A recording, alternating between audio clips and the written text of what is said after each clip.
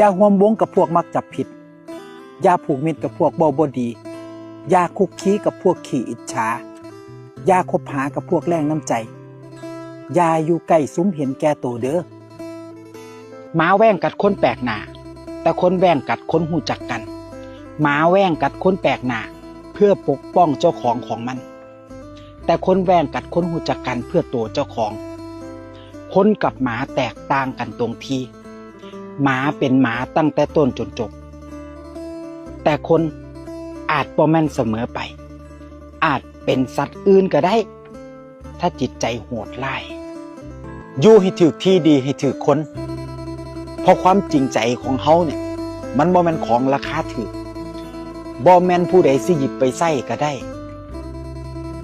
แล้วเฮาก็บ่จำเป็นต้องไปพิสูจน์คุณค่าของเจ้าของซ้ำๆให้ผู้ใดเห็นเพราะถ้าเขา